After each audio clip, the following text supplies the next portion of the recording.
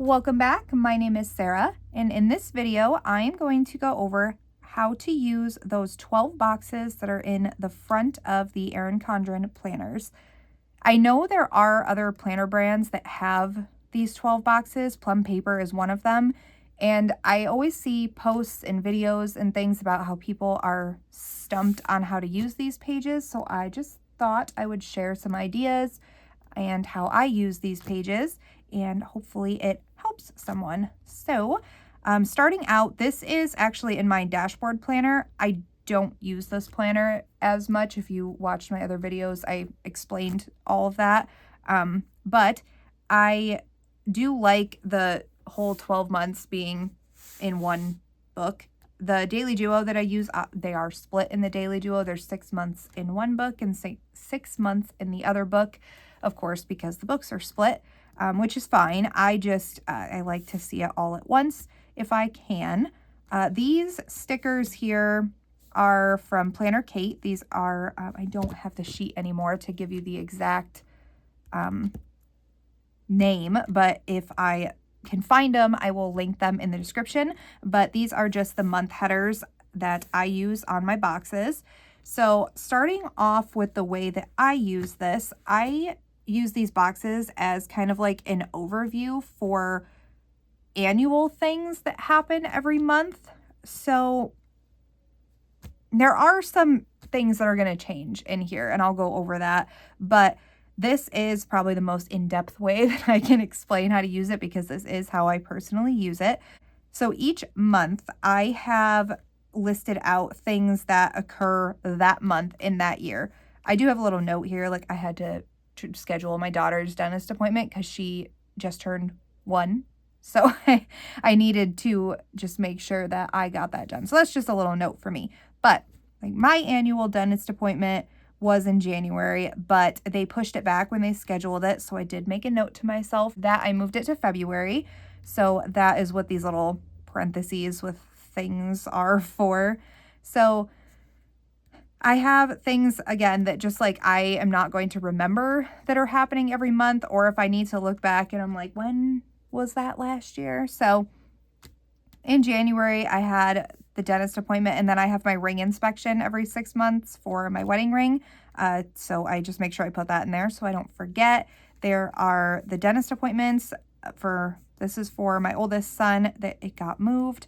And I also do subscriptions that renew every 6 months or once a year. So like my Good Notes, it renews every year in February. So I have that on there to remember when that's coming out. Our water bill is every 3 months. So I mark that in here because it doesn't happen all the time.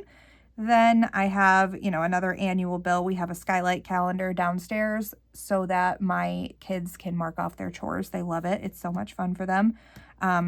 My OB annual, that got moved. My husband's dentist appointments, our car registrations. Even though like my registration isn't due until 2027, I put it in here anyway that it is going to be due in April, just so if I need to reference this or anything, it's already there.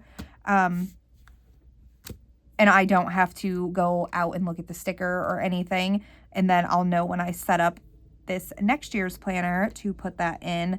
And then we have more water bill, more subscriptions, my middle son's appointments, car inspections are in here because in my state, we do have to get them inspected once a year. And we have the stickers on the car, but I don't pay attention to that. So I definitely need to remind myself. Our escrow bill is usually done in June. So that's when I get the letter from my mortgage company like, hey, this is how much you owe in escrow. But I always pay extra to cover that, so it's usually fine. But I just like to notate that for myself so I can double check it. Then same thing here. We have sometimes I'll put reminders on here too for things like, I didn't do it doesn't look like in this one, but like a big closet clean out or the start of school or Christmas, things like that. But I didn't do that this year. I did put to get our roof coated because we like to do that before the winter weather starts here, just because our winters are really rough. We do have a metal roof, so it is something that I just like to get done. And we do have a pellet stove, so I like to make a note to myself to place the big pellet order in August because it is cheaper. Then we have our animals vet appointments, which again have my little moved notes there. My husband's car inspection, his doctor, our Blink subscription, registration, more vet appointments, more dentist. So again, this is just an overview of things that are annual, biannual, that don't happen all the time, just so that I can keep track of what is going on pretty much. So it works really well for me and my brain. I can come and check this when I'm doing kind of a monthly plan to see if there's anything that I need to include or budget for. So this is a really, really helpful way to use these pages. I absolutely love this. This is not going anywhere from my setup. So again, that's how I use it. The next way that I thought would be useful to use these pages, this is in my daily duo, one of my daily duos, so it is just the 6 boxes, but just as an example, this is for home projects. So listing out rooms in the house, I just did living room, kitchen, and the backyard just as an example to show you, but I listed out things that we wanted to do in each room.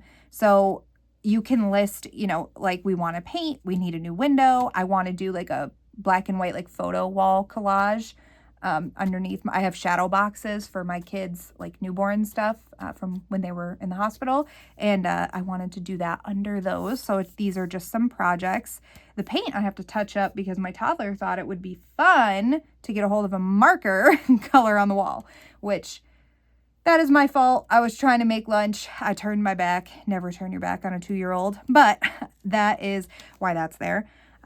Then kitchen, we want to replace the cabinets, fix the window trim, and I want to add some shelves. My boxes are so messed up.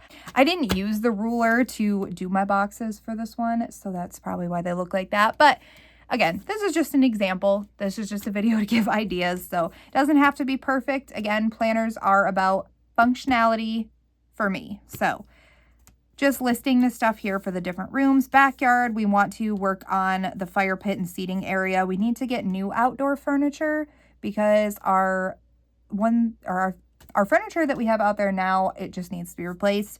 My husband wants to work on the back deck, and then we got a new swing set for the kids that we have to put up. So this is another way to use this. And again, if you have, I could fill this up with all the rooms in our house and come up with projects. I always have something that I want to do, but this is just an idea, and you can use the 12 boxes to 12 different rooms. You can also split the box like that. If you did this box as living room, you could draw a line down the middle and then just write, you know, on this side, do just the paint photo wall. This side you can do new window, fire pit, no, pellet stove. This side you can do new window, pellet stove, and that way it's split between like the things you can handle quickly and the things that will probably cost a lot and you need to take more time for. That way it's broken up into what can I do real quick this weekend when I'm bored, and then you can just get something done. So that's also helpful for productivity, is to look at it that way too. You can look back here and just see if there's anything quick you can take care of, which is really nice. So that is the second way to use these 6 or 12 boxes in the front of the planner.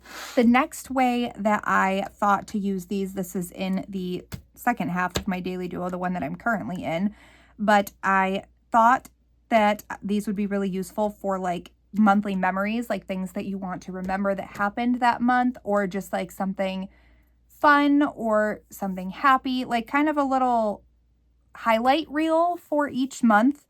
You could also, instead of words, you could print out pictures to put here as well. So that would be a really cute idea.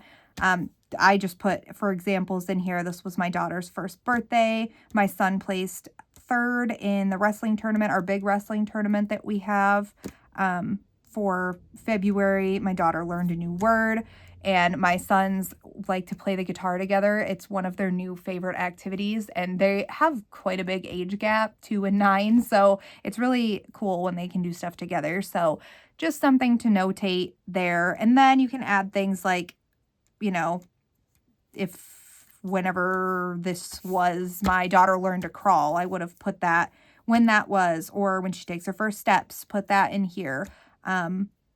First day of school, first day of a sport, first day of any activity, or, you know, you got a promotion at work, things that could go in here that you just want to keep as like a memory without having a full memory keeper spread, or things that you wouldn't necessarily put on your weekly view. Like I probably am not going to write like a scheduled time for when he learned a new word. So it's just something just to remember things and just to look back on. And you can look back on it even with your kids when they're older and be like, that was the day that you did this. How cool. Or that was the month that you did that. You could date these. That would also work. You know, if you wanted to know the day your kid took their first step, you can put the date in there. I would do that if I had the first step on here. So that's just another way to use these boxes. These are so versatile. There's so many ways. I'm just giving you a few ideas today. But yeah, that is the third way, are monthly memories. So this is just a blank spread in, this is, I believe, just if I can find a blank. Yeah, this is just an hourly planner. This was my original preferred layout, and I haven't done anything with this one, so it is just blank, but I can just talk through some ideas. So another idea that you can put in here, which I see a lot of people do, is goals. You can add, you know, if you have family goals, personal goals, career goals, fitness, faith, financial, any type of goals that you have, you can list them on the top here. And don't feel pressured to fill in all 12 boxes if you're doing that. If you have any goals whatsoever, it does not matter how many, how little, how big, how small, they are important, and you can put them however you want. That is another reason I feel like people get so caught up with these pages, is if you don't use these as month boxes, people get a little bit thrown off, I think, by, well, what happens if I don't fill them all? Then you don't fill them all, and it's fine. So however many goals you have, you can put them at the top here and then list all of the breakdown of what you want to do. So let's say for your family goals, you want to have a weekly family meeting, a monthly game night. Then you can do, you know, personal goals. You want to read 12 books that year. You want to start a business. You want to do a craft, or learn a new craft. Then you could do like relationship. You want to have a weekly date night or a monthly date night. Financial, you want to save $5,000 in an emergency savings account. There's so many different goal breakdowns you can do. So that is a really good way to use these boxes as well. And another way, I know people do this a lot, birthdays. You can definitely list out all the months and then do people's birthdays in here. That's one really classic way to use these. Then another way that you can use them is school classes. So like you can break this if you have both here or in each book of the Daily Duo, you can break them into semesters. So this first 6 boxes can be semester 1. The second can be semester 2. Or if you're taking more than that, you can just use both. But you can list the class. So let's say you were taking a psychology class. You could list like the major grades if you want to keep track of your grades in here without buying a separate academic planner, or you can just keep track of, you know, major homework assignments or your overall grade and the class information. You can do, there's a lot of ways to use or to keep track of things for school. So you can use it in so many ways. And if you did want to look and see, you know, in academic planners, what are the different sections? How can I fit it into this little box? Sometimes you can, like with the class, you can put, you know, teacher's name, the time of the class, or if it's online, you know, just the dates, starts this day, ends this day, the date of your final, your overall grade. That way you can look back and see without pulling up a transcript, which you got in your classes. That actually is a pretty good idea that I might sketch out in here for myself. I wish that I could just like buy more of these so I can have multiple in the different planners, but there are so many ways to use these boxes. They're so versatile, and I hope that this video gave you some ideas. I know that there's more that I'm not thinking of, and if you use them in a certain way that I didn't mention, please let me know down below. I love hearing how people use all the different parts of the planners. Everyone's so creative and has their own way of doing things, and it's just so interesting to me. But I hope that you enjoyed this and found some part of it helpful. If you did, please give it a thumbs up, and I will see you in my next video.